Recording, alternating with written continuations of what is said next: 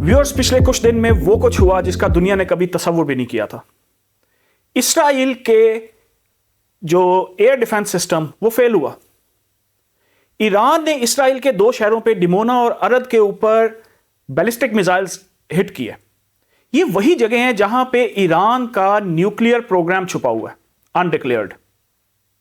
सवाल यह नहीं है कि ईरान ने बैलिस्टिक मिसाइल हिट किए। असल सवाल यह है कि दुनिया का महफूज तरीन समझा जाने वाला multi layer air defence system वो फेल क्यों हुआ। आज मैं आपको फोरेंसिक रिपोर्ट्स की बेस पे ये साबित करूंगा और आपको दिखाऊंगा कि ये सिर्फ मिसाइल हिट नहीं थी, ये basically complete radar paralysis attack था, जिसमें 200 लोग जख्मी हुए, 200 से ज्यादा लोग जख्मी हैं रिपोर्टेडली।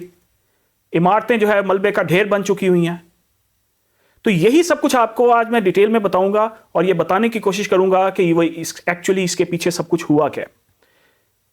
लेकिन वीलॉग पे जाने से पहले आपसे रिक्वेस्ट कि प्लीज चैनल को सब्सक्राइब करें और अगर वीडियो अच्छी लगे तो उसको लाइक एंड शेयर कर दिया करें।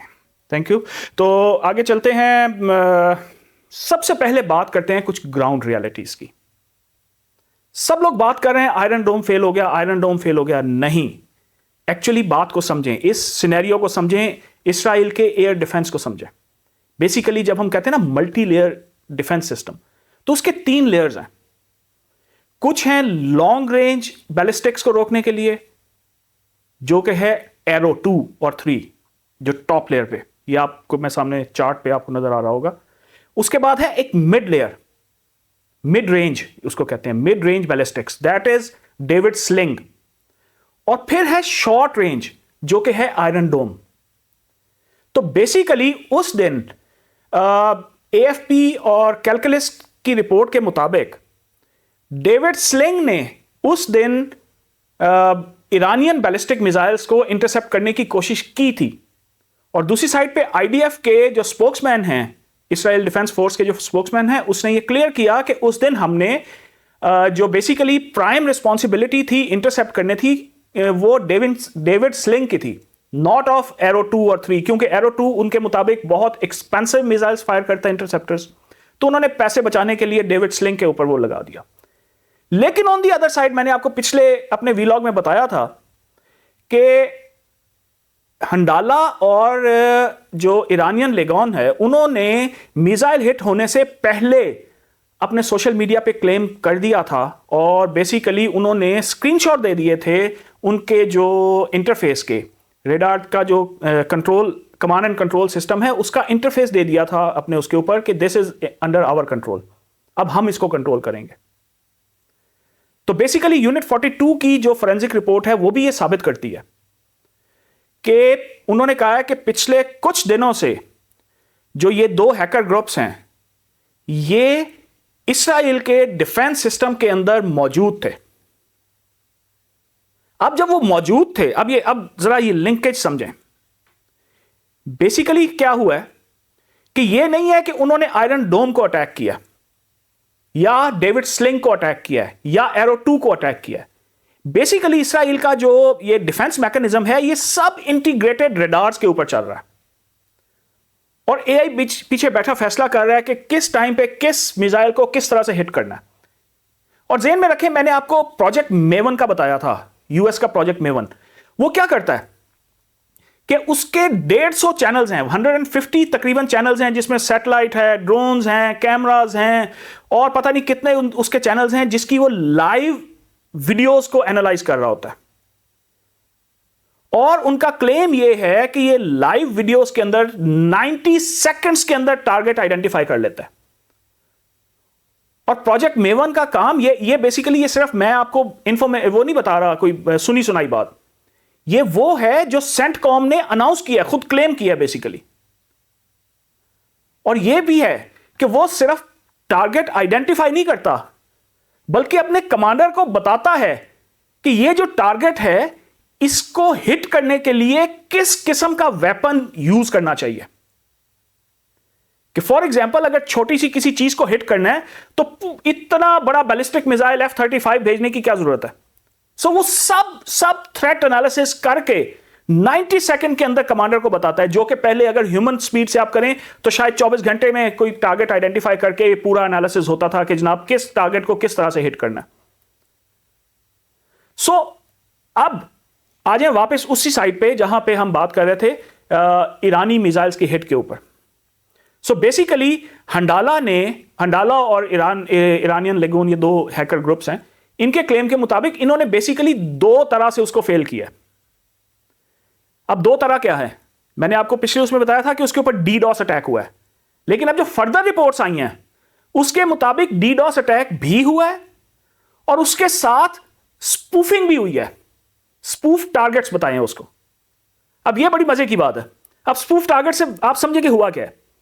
बेसिकली एक मिसाइल आके हिट कर रहा है, फर्ज करें। अच्छा, और यह भी आपको बता दूं कि डिमोना में जो इरानियन मिसाइल्स ने हिट किया है वो न्यूक्लियर फैसिलिटी से सिर्फ 12 किलोमीटर के फासले पे हिट किया है। So close to the nuclear facility.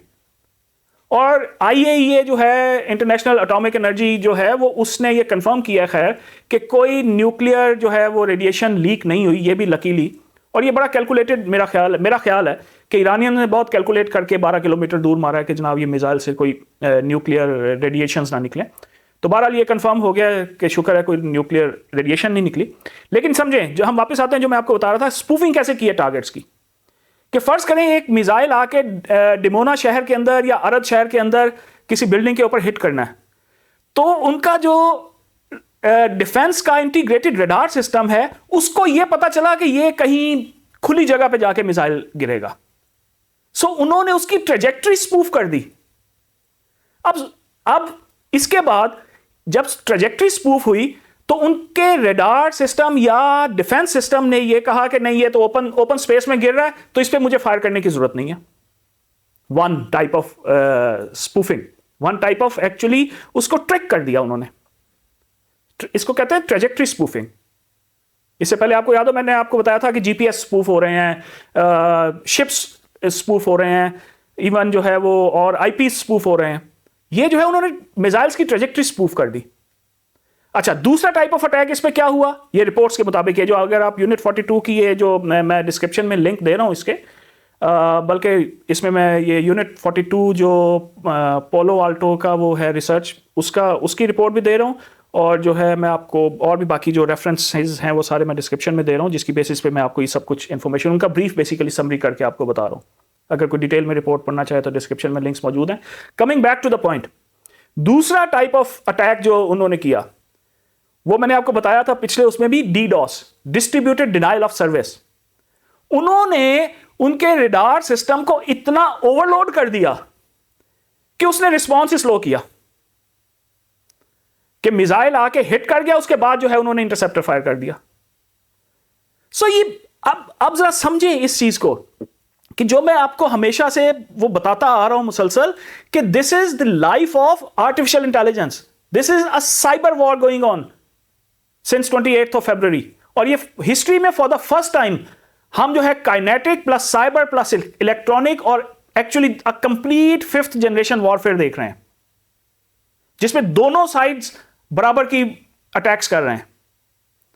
एक साइड पे दुनिया का सुपर पावर यूनाइटेड स्टेट्स, उसके साथ अलाय है उसका इकोनॉमिक सुपर पावर इजराइल, और उसके सामना कौन कर रहा है? अकेला ईरान। सो आप ये देखें कि उनकी टेक्नोलॉजी, वो अपना 47 ईयर्स ऑफ सैंक्शंस के बावजूद वो इंटरनली जितना भी उन्होंने रिसर्च की वो सब आज नजर आ रहा है। और आज भी उनका क्लेम ये है कि हमारा आर्सेनल जो हमने यूज किया that is just tip of the iceberg, और अभी भी वो अपनी वीडियोस डेली बेसिस पे जारी कर रहे हैं। खैर, let it be with them. तो coming back to our issue, so अब व्यूअर्स एंड के ऊपर मेरा आपसे सवाल ये है, जरा कमेंट में आपने इसका जवाब लाजमी देना है, कि क्या आप समझते हैं कि आर्टिफिशियल इंटेलिजेंस को या AI को हमें इतना एम्पावर कर देना चाहिए कि वो जंगों को बॉर्डर से निकाल के हमारे मोबाइल फोन्स या कंप्यूटर्स या सर्वर्स के ऊपर ले आए, कि जिसमें मेरा लैपटॉप या मेरा मोबाइल फोन भी मेरे लिए एक थ्रेट हो, और सिर्फ थ्रेट ये ना हो कि मेरा डेटा चोरी हो जाएगा या हैक हो जाएगा, मेरा लाइफ थ्रेट हो। सो डू यू थिंक कि हमें AI को इतना एम्पावर करना चाहिए? तो प्लीज कमेंट में बताइएगा। और जाने से पहले एक दफ़ा फिर आपसे रिक्वेस्ट कि प्लीज़ चैनल को सब्सक्राइब करें और वीडियो अच्छी लगे तो उसको लाइक एंड शेयर करें। मिलते हैं अगले वीलॉग में फ्राइडे को। Thank you.